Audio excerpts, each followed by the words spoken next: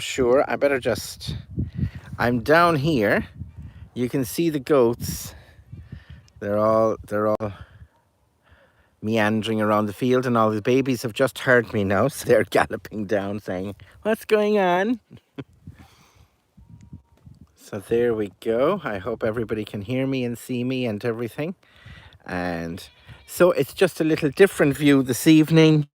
It's always nice to change things around. I'm still near the goats, but this is looking out onto Valentia, and Canuckna and B&T is over there as well. I'm not too sure what the high peak is. I know the one starting there is the B&T, and it goes along. But it is just a spectacular evening. I don't know if the sun... You have the sun setting. It's going to be another while, I think, before it gets to there. But it's lovely to have the strand and all the Gaurines. They're above there. They're grazing away after the milking and the feeding and the watering and the whole lot. They could do with another drop of water. But it is beautiful. It really is. It's been a great day. I've had a really stiff kind of a neck. I don't know what it's from. I think because the bed is broken. So I'm just waiting to move down. And I think just whichever way I was sleeping, it's actually loosening out now. Because what I did was I just laid out really straight on the landing. And that always really helps. But it is just a beautiful evening. It's been a lovely week, a fantastic week. One of the great high points was meeting Betty. Betty Kelly came down to say hello. After the evening that I was on RT News, Betty was really taken by me and my story and the goats and the story, and said then that she really wanted to come down and just be with them and see them and everything. So it's been kind of going on, and her brother then booked her in, and he came as well, and they just had a really lovely time. And it was really special to see, I suppose, to let the positivity that I feel off the goats and the joy, let it spill onto somebody else. As I know, I'm not, hopefully next year I'll be open more, that it'll be a more strategic goat story centre or something like that. But it was just lovely, and it was kind of out of the blue, because again, if people who know me, it's like you could be telling me something, and until it's an absolute emergency, that's when I take notice. You could be going on, "Sean, you need to do this." Yeah, yes, you really need to do this. Yeah. And it was like, "Oh my God, she's coming tomorrow."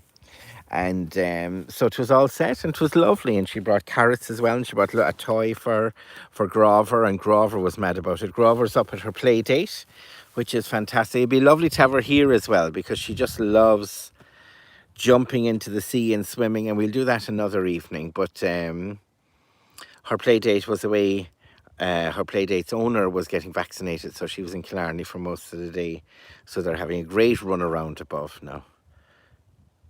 Isn't this just so lovely? As I said, it's nice to do it maybe in a Saturday evening, because things are opening up. People are going out. But there's always a few Cinderellas on their own at home. I'd be one of them. So, it's a nice thing to do as well. And it's nice, hopefully, just to cheer up the evening a small bit. Because it is, and it's so lovely down here. It's been quite busy over the last week. People have been coming and staying and eating outside, and next week they can eat inside, I think. I'm not getting into all them. I've been vaccinated, that's all I know.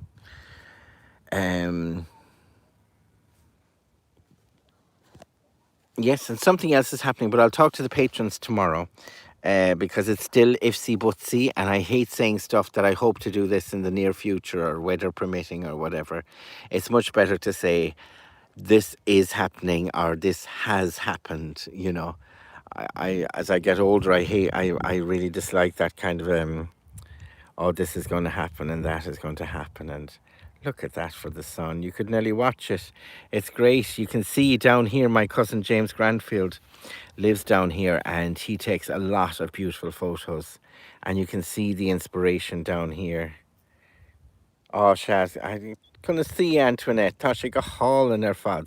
An gríon ag dul sios, ag dul in na chola. Ag dul in na chola agus peig sé hús in san dro seo is tóca ar maden. Dro mar sin. Kind of, yeah, drummond. Drummond. And that's it. I know, just go hall and sios and seo. Agus just tá sé anna cuain, tis so quiet and peaceful. It's so lovely, you know. I can't wait to move down now and this be my little front yard. A little bit away from the house. And I can see Jessie eating above. She's doing well. Well, the story I have for you this evening is a story I'm still learning. As I say, I've been pushed out of my comfort zone now because all the stories I've had have gone out. So I'm learning stories every week now, and it can get a bit Nílam Ábalta. Oh, Kyle made the talk truck now. I missed your chat there, Antoinette, but I'll get it later. Hopefully I'll have a look. Gavna Mushkeel. But this story is all about a man called Daniel Crowley, and he made coffins, and he was a very good coffin maker. He was an oldish man. He was a late middle aged, I suppose, and he'd made plenty of coffins for rich and poor, for tall and small, and this and that and the other and the other. And he made loads of coffins, and he had his apprentice there. And one evening he had a fair share of coffins made up and ready to go. But one evening he got the call there was a man on the other side of town had died, and would he go off and deliver a coffin.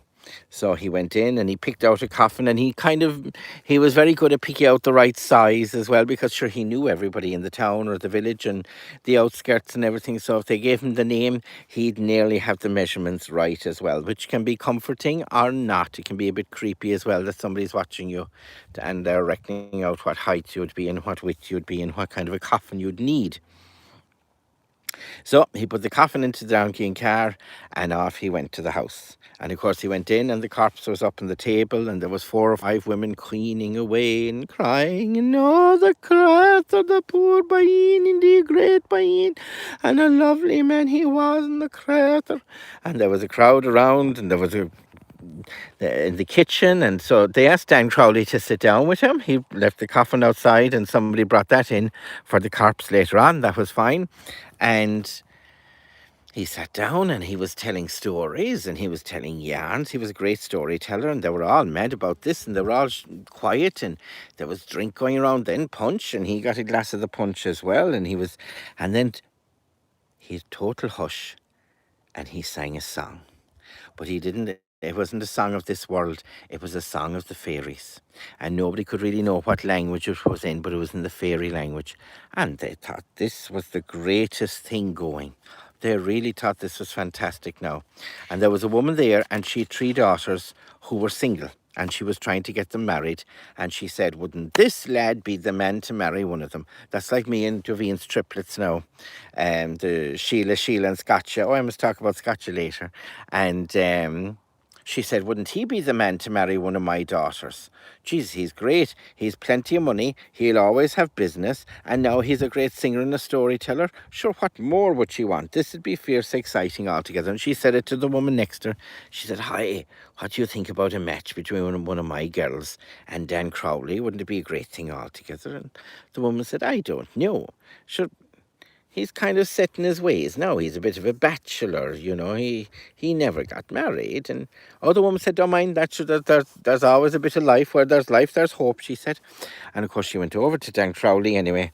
And she asked him, would he be interested in marrying one of her daughters? And Dan got very edgy altogether. And he said, there isn't a woman alive that I'd marry, and there's no woman has been born yet that I'd half my loaf of bread for or do anything for. I'm not going to get married, which is very interesting for me, but that's a whole different story. So he said there was no woman that he'd ever marry, and he's fine out the way he was. And of course the woman got insulted, and she said, you hairy old scoundrel, you're not worthy to clean the shoes of my daughters. How dare you? You up and down with dead people every day. Maybe that's who you should marry. Oh, Fiach. Maybe that's who you should marry. And he said, I'd rather be with the dead than the living any day.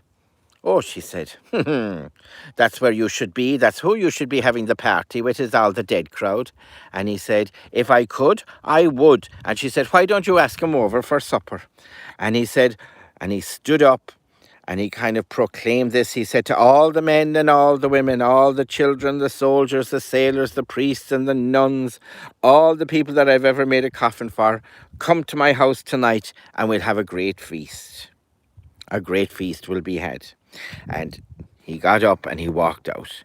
And the crowd, the old queeners, look, there's another one. The old queeners were there. And Christ, the man that was sitting on the table, didn't he kind of give a little smile, a little garmless smile? They ran out of the kitchen screaming. And Dan Crowley was gone off in his donkey car and he was fed up with the one trying to marry him off to the daughter. And he went home anyway. He didn't think any more of the fight. He was only thinking to himself. And next thing, when he rounded the corner, the lights were on in his house. And there was hordes of people walking into his house. And they were all kind of a bit stiff. And they're walking in. And there was loads going in, but there was none coming out. Geez, he pulled the donkey into the ditch a small bit and he hid there looking, trying to figure out, oh my God, he said, what is going on? And next thing he got a tap on the shoulder and this fella said, is that where you are? And we're all here to meet you. Come on in, Rudd. That's very impolite. And he brought him in anyway. And there was singing and dancing and everything going on in the room and inside the house. And he didn't know what to do. And there was so then this fella came up and shook his hand and he said, do you know me, Dan Crowley? Do you know me? And he said, no. And he said, I'm the first man you ever built a coffin for. And fair play to you, it was a fine coffin and you only starting out by. And then this other fella came up and it was Dan Crowley's cousin. And he was the last man that Dan Crowley had built a coffin for, except for the fella that had... that was smirking below the table. I didn't know, did he make his way there yet? And...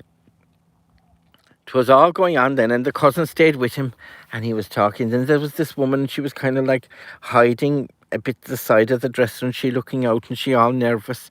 And Dan said, what kind of crack is this? What's wrong with her? And the cousin said, you see, that woman didn't pay for her coffin right. She didn't have everything paid off. And when she died, and the family never paid it either. So she's a bit nervous now that you might look for the coffin back, or you might insult her. That Dan Crowley said, don't worry at all, ma'am. You're fine out. You're welcome here. You're a better class of person than the crowd that I left. And she was delighted. And they were all there singing and dancing and all going on. And then there was a piper and he was playing his pipes and everything was going great. And there was a man, Healy, from Cork City, and he was a fiddler and a great fiddler, but he had no fiddle himself. Faith, and what did he do? Oh, I hurt my neck there, I might have fixed it. Faith, what did he do? But he stripped all the flesh off his ribs, and didn't he start playing his ribs, and all the notes like a fiddle were coming out. That's when the music started then, and there was fierce clither all together dancing, and then everybody said, do you know, that's a great idea. And they took off all the bits of old flesh off their bodies, and all they had was skeletons. Geez, the clither and the banging and the talking then of the bones hitting off each other, and if there was any bit of a wrongdoing, they'd have to fix it out again, and 'twas a great night altogether. God then was saying, this is tough out. Will I ever see the morning? Will I ever see the daybreak? And 'twas going on, and 'twas all... There was a man then, John Sullivan, and 'twas very tough on him because he had 2 wives. And they were all dead now at this stage. The first wife had died, and he married a second wife. And she had died, and he had died. So he picked up with the second wife anyway, and they were dancing, and they were great dancers, the two of them. They were moving like Fred Astaire and Ginger Rogers. They were flying it. And 'twas all go anyway, and that was great. Until the first wife was sitting down. She was grinding her teeth. Her jaw nearly fell off with all the grinding going on. And she hopped up and she went over to the husband and she said, "'Tis me that you should be dancing with. I've more of a right to you than that old trollop. I was your first wife." And the second wife popped up. She said, "Edda, you were a dead woman when he married me. I'm better than you, and anyway, I'm a better dancer." Well, if she said that, the first woman said, "Ha ha, 'tisn't you that's dancing at all, but didn't you borrow the shin bones off Mary Sullivan?" And the husband looked at the second wife and he said, "Are they your shin bones?" And she said, "No, you see, I was a bit of a trollop when I was alive. I did the dirty on you as well. And this was a curse put on me that if there was ever a dance or a ball, I could never carry my own feet. So I had to borrow Mary Sullivan's shin bones. And she's not much of a dancer, and she was sitting down anyway. So I said I'd bring him back to her again. And when she was saying that, didn't the first wife go down and give a clither and broke them, took the legs from under her? And if she did, the husband said, "God bless you," and he hit the first wife. And if he did, all the first wife's cousins and all her friends got together and they went after trying to hit John Sullivan. And he was backing, trying to avoid all the blows and everything. And didn't he walk up and Dan Crowley's foot and stepped on his toe? And if he did, Dan Crowley gave the head a whack, your man's head. And if he did, the head came off and it went soaring up to the other side of the house, nearly into the workshop with the coffins. But if it did, John Sullivan's skeleton ran after it, caught the head, and he said, "How dare you?" And he flung the head back at Dan Crowley, and it hit Dan Crowley in the head. He fell over. Sullivan ran down. Don't ask me how he knew where he was, but he started strangling him, and they were all trying to pull John Sullivan off him, and Dan Crowley lost his senses. And when he woke up in the morning, the apprentice was looking at him. There was an empty bottle of whiskey, but he was all torn and bit up and everything from John Sullivan trying to strangle him. And he had no idea how anybody got home or who they got home or were they there at all. But that's the story of Dan Crowley and the Night of the Skeletons. I do love it. I think it's so kind of complicated but simple at the same time. Look at this down here now. I don't know, can you see or not? I'm stiff from sitting down. I don't know if you can see it. You can. Look at Cher. Up, Cher. And she down here listening. They definitely do come down to listen to the stories. They definitely do. But yes, Joe Sullivan this morning, a good old pal of mine, and he's from Portmagee as well. And he has a program on Kerry Radio. And tis the Saturday supplement, but he had a piece on today. There was a girl, I think Anya O'Neill was her name, but it was about Scotch's Glen, where Doveen comes from. And that's why her twins now, they're not triplets anymore, they're Sheila and Scotcha. And that's where Scotcha comes from up there around off Castlemaine on the way into Tralee. And it was very interesting. And that girl had a piece on about Scotch's Glen and Scotcha. It's a great story, isn't it? I really do love it. Thanks, Liz. And so I have a great interest in Scotch now, since we have goats that have grazed upon her grave. And so Shane, my cousin, my first cousin, Shane Lehan, was being interviewed by her as well. Hi, Wendy. I can't. My glasses are so... I'll have to get new glasses at some stage as well. There's a shopping list coming on now. But Shane was on as well, and he was talking about Scotcha, and she was supposed to have come in with the Miletians, the crowd that brought them, that had the storm and the fog around them when they went outside the Nine Waves. And one of the sons of Mill was married to Scotcha, who was a pharaoh's daughter. And she came here then, and she had probably, I presume, she had some sort of an Egyptian vibe going on in Kerry then, and she died up outside Castlemaine. So it is amazing. I still feel like, you know, when you look out to the Skelligs, and Betty was there as well. Betty got to see the Skelligs. I forgot to say this to her. I really feel there is something very Egyptian about them. This is natural rock. They went back to Egypt and built the pyramids. There's something really connecting to all the pyramids all over the world when you see Skelligs. And even when you see them, the mountains over here, there's a touch of the pyramids about them. It is beautiful. As I say, how's our sun doing? It is going down another small little bit. It is heading down. So it's all good. This weather, this beautiful warm weather, I might start swimming. I love it when I do, but it's to get in and start it.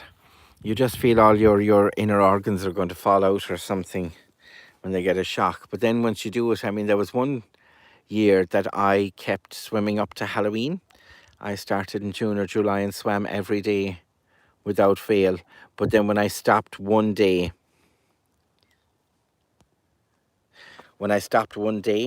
it was hard to go back the next. Then there was 2 days, and then it fell apart. But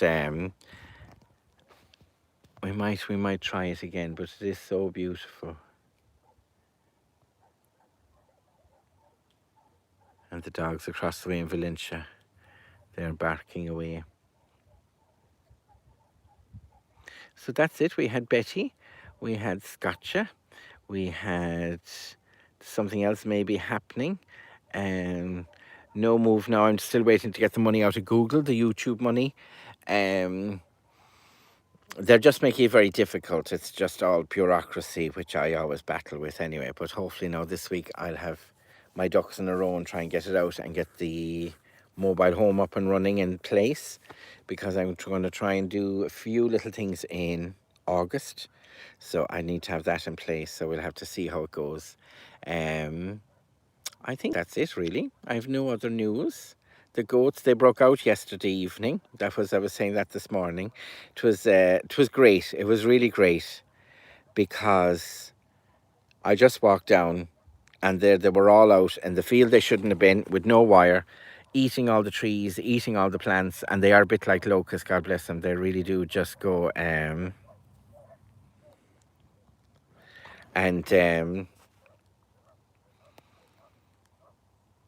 I didn't lose the head. It's so amazing. If you can keep calm, it's like the secret of life, really, isn't it? If you can keep calm, then everything happens very easily. They all just followed me down, kind of going, yeah, that was really nice. We should do that again. That was a snack. Wow. Did you have some of the apple trees? I don't know. Did you? And they just all followed in, and I didn't. This is the way it was. Wasn't going to get the trees back, whatever little damage they did. And it wasn't a lot. They weren't there very long. But it was amazing, and it is a lesson. And the more that I can do that, the more that I can, or we can, keep calm, the easier life falls into place. And they all came back down. I just went milking again. And it's funny, I think I brought that childishness with me for a very long time. We're getting, and running around chasing them and giving out. And of course, then they go ballistic and they're running around the field and I'm running after them and everything. So it was much more zen. So I don't know how it must have been me that didn't do the gate properly. But I mean, I do it like automatic pilot. Or was it because, you see, they've been there last night now, they've been there today, and they haven't opened it again. If they've figured out to open it, they're just like Houdini. That's it. They'll just do it all the time. Whereas, so I don't know. I just don't know. But look, it's all good. They're back in again. And we're in the most beautiful part of the world to me. It is. It's amazing to sit here and to think that my dad and my aunts and my grandmother and her siblings and her father and his siblings have all sat along here looking out here. Maybe not in this exact spot, but it is amazing. And it's amazing to think all our cousins all over the world, the relations, people we know of, people we don't know of, they're all connected to this view looking out here. There's something in their soul that sees this view. It's an amazing culture to have, of this, of our family. There's been different people just sitting down here looking out like I'm doing now, just in awe. Have a great evening, everybody. Slán Anish. We'll talk to you in the morning around 8:20. Go raibh maith go bhar fad. Slán Anish gach duine.